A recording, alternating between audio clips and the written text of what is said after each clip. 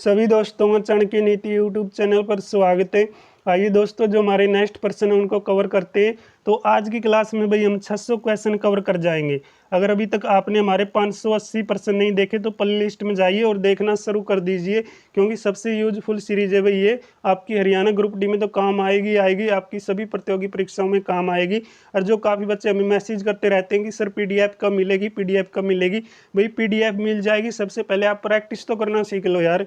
एकदम चीज़ों को पाना चाहते हैं, सबसे बड़ी इंसान की कमी भी यही होती है कि वो एकदम चीज़ें हासिल करना चाहता है, बाद में वो नुकसानदायक होती है। तो मैं इस पर ज़्यादा नहीं बोलूँगा। सबसे पहले आप बिल्कुल आराम से प्रैक्टिस करेंगे तो इसमें ही आपको फ़ायदा होगा। अगर अभी तक आपने चैनल को सब्सक्राइब नहीं किया तो चैनल को सब्सक्राइब करके रख लो।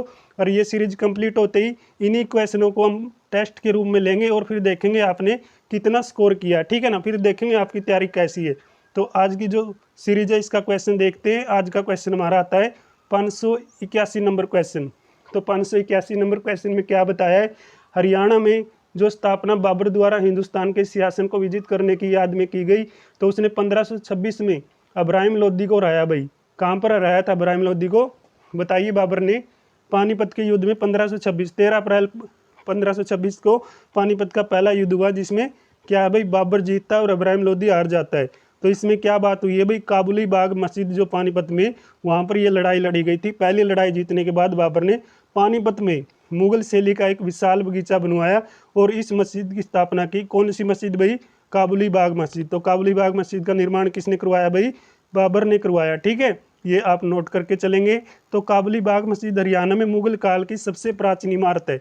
तो आपसे पूछे भाई हरियाणा की सबसे मुगल काल की प्राचीन इमारत कौन सी है, काबुली बाग मस्जिद है, ठीक है। नेक्स्ट क्वेश्चन आता है, हरियाणा में नौरंगाबाद टीला किसके निकट है भाई।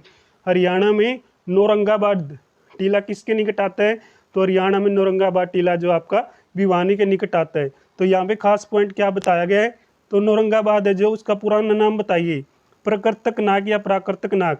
तो प्राकृतक नाग किसकी राजधानी थी, योद्धाओं की राजधानी थी। किसकी भाई, योद्धाओं की राजधानी थी। नौरंगाबाद कहाँ पे पड़ता है, भिवानी के अंदर पड़ता है। यहाँ पे क्या मिली है भाई, टकसाल मिली है। क्या मिली है दोस्तों, टकसाल मिली है। वर्तमान समय में नौरंगाबाद भिवानी में रक्षाबंधन के दिन भाई यहाँ पे प्रसिद्ध मेला लगता है, किसका, बाबा खेड़े वाले का। अब बात आती है बाबा खेड़े वाले का मेला कहाँ पे लगता है, तो नौरंगाबाद भिवानी में लगता है, ठीक है। नेक्स्ट क्वेश्चन है, उन्हें आधुनिक हरियाणा का वास्तुकार कहा जाता है। उन्हें 3 बार हरियाणा के मुख्यमंत्री के रूप में कार्य किया। वो व्यक्ति कौन है भाई, बंसीलाल, जिनका जन्म कहाँ पे हुआ था, भिवानी जिले के गोलड गांव में, ठीक है, या गोलागढ़ गांव में। इन्हें आधुनिक हरियाणा का निर्माता कहा जाता है।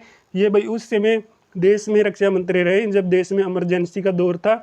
ये उस समय रेलवे और परिवहन मंत्री भी बने। 1966 में कांग्रेस से अलग होने के बाद इन्होंने एक पार्टी का गठन किया, हरियाणा विकास पार्टी। तो हरियाणा विकास पार्टी पे ये जो स्थापित हुई है अलग पार्टी थी, लेकिन जो इसके उपनाम में कई बार पूछे जाते हैं, हरियाणा का लौह पुरुष यानी आयरन मैन, आधुनिक हरियाणा के निर्माता, हरियाणा का वास्तुकार, हरियाणा के शिल्पी, देश में हाईवे पर्यटन के जनक, हरियाणा में सिंचाई के लिफ्ट सिस्टम के जनक, ठीक है।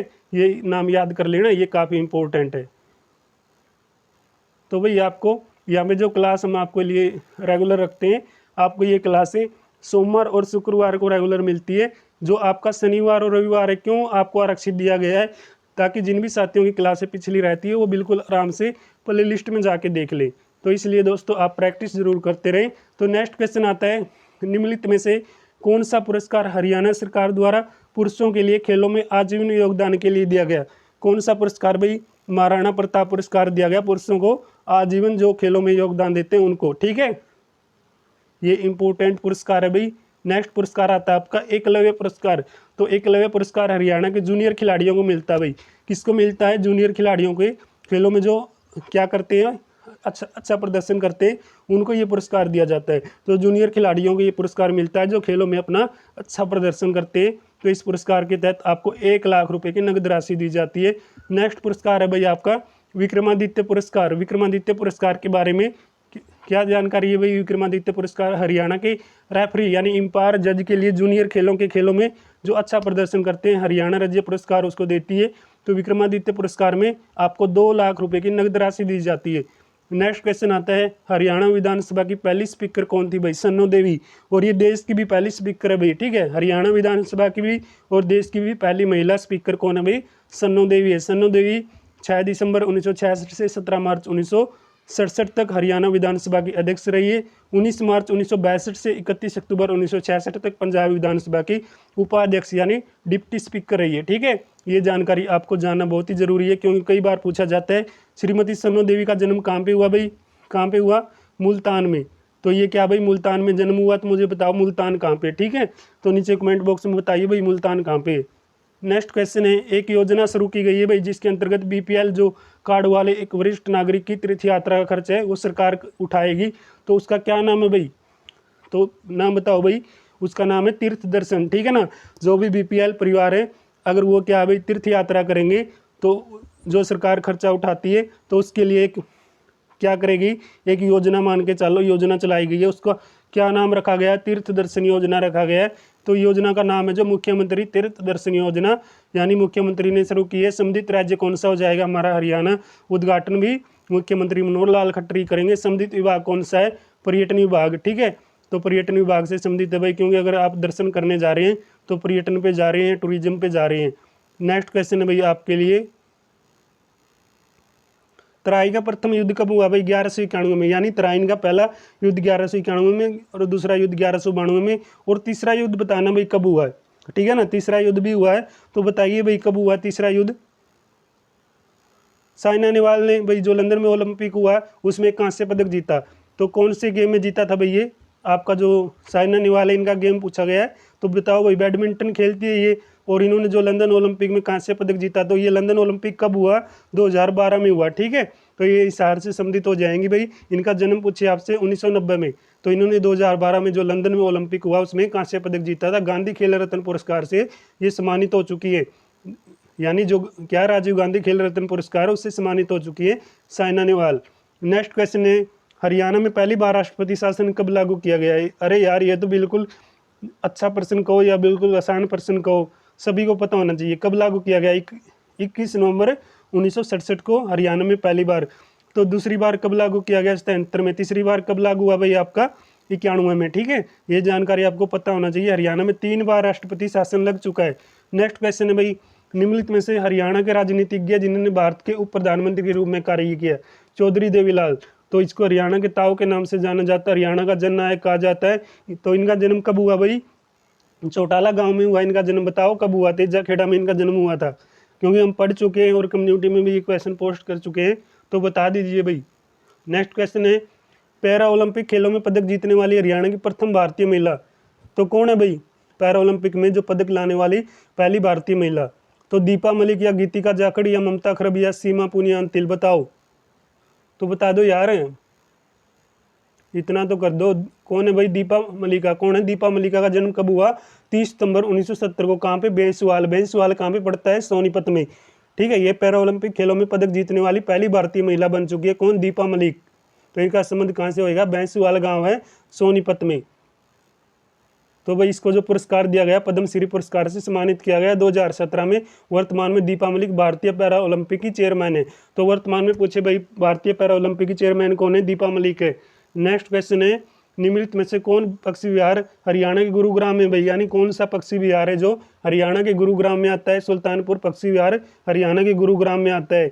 तो ये कितने एकड़ में फैला है, कई बार जिक्र कर चुके हैं। ठीक है ना, गुरुग्राम से मात्र 15 किलोमीटर की दूरी पर स्थित है भाई। ये लगभग 363 एकड़ में, यानी 363 किलो में ये फैला हुआ है। ठीक है, देसी भाषा में बात की जाए, जो हमारे किले हैं 1 एकड़ में 1 किला होता है, यानी 1 एकड़ को 1 किला कहा जाता है। यह राज्य का प्रमुख पक्षी विहार है भाई। ठीक है, यहाँ पे कितनी प्रजातियां पाई जाती है, 250 यानी 250 प्रजातियां यहाँ पे मिलती है। नेक्स्ट क्वेश्चन है, हरियाणा के लिए प्रसिद्ध जो शिक्षा विधि ने केरल और गुजरात के राज्यपाल के रूप में कार्य किया, भाई किसने कार्य किया, केरल और गुजरात के राज्यपाल के रूप में स्वरूप सिंह ने। किसने, स्वरूप सिंह ने। स्वरूप सिंह का जन्म कब हुआ और कहाँ पे हुआ, रोहतक के सांगी गांव में। ठीक है, रोहतक के सांगी गांव में हुआ भाई। 1975 से 78 तक उन्होंने क्या किया था, यूपीएससी के सदस्य के तौर पे कार्य किया।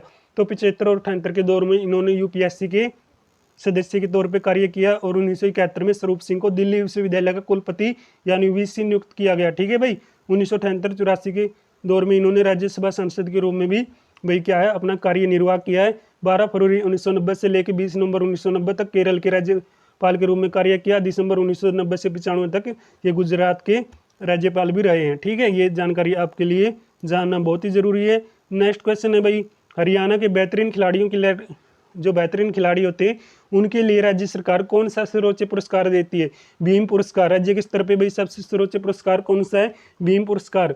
और केंद्र के तौर पे यानी भारत की ओर से अगर बात की जाए तो सर्वोच्च पुरस्कार कौन सा है? नीचे कमेंट बॉक्स में बताइए भाई, ठीक है। इसके बारे में हम बिल्कुल डिटेल से पढ़ चुके हैं। 5 खिलाड़ियों को ये सर्व में मिला है। भीम पुरस्कार प्रतिवर्ष 5 खिलाड़ियों को प्रदान किया जाता है। इसमें 5 लोग जो 5 लाख रुपए आपको क्या मिलते हैं? नगद मिलते हैं, ठीक है। इसमें राज्य सरकार का ये सर्वोच्च पुरस्कार होता है। तो नेक्स्ट है भाई, निम्नलिखित में से कौन हरियाणा विधानसभा के स्पीकर सर्वाधिक बार रहे? कौन रहे भाई? ये क्वेश्चन भी आ चुका है, हरमेंद्र सिंह चड्ढा। तो हरियाणा में कितने भाई आपके डिप्टी सीएम बन चुके हैं, यानी जो आपके उप मुख्यमंत्री हरियाणा में कितने बन चुके हैं, ठीक है ना। सबसे युवा उप मुख्यमंत्री कौन है? दुष्यंत चौटाला। तो बताइए भाई कितने बन चुके हैं हरियाणा में उप मुख्यमंत्री। नेक्स्ट क्वेश्चन है, हरियाणा पंचायती राज अधिनियम 1994 22 अप्रैल 1994 को लागू किया गया। तो अध्यय जिला परिषद के कार्य और कर्तव्यों से संबंधित है। कौन सा भाई अध्यय है जो आपका कौन सा आ जाएगा? तो बताइए भाई, ये आपका अध्यय आ जाएगा। बताइए कौन सा ये अध्यय, ठीक है ना।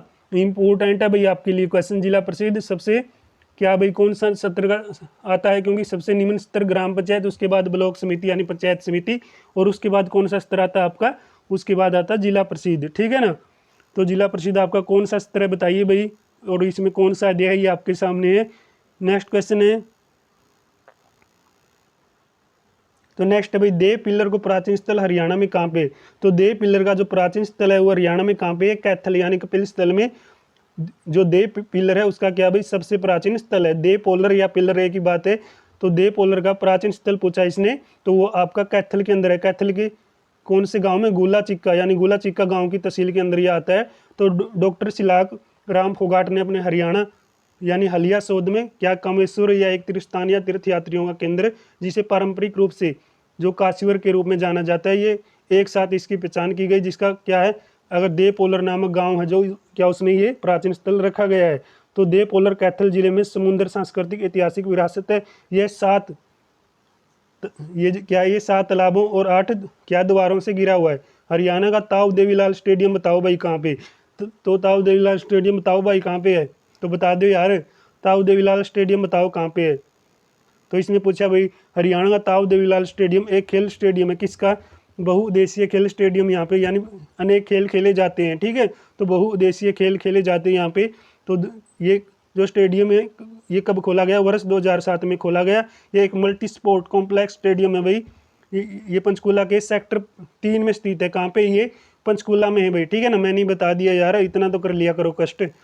तो हरियाणा का ताऊ देवीलाल स्टेडियम पंचकूला में है। नेक्स्ट है भाई, कॉमनवेल्थ खेलों में एक स्वर्ण पदक जीतने वाला पहला भारतीय कौन था भाई?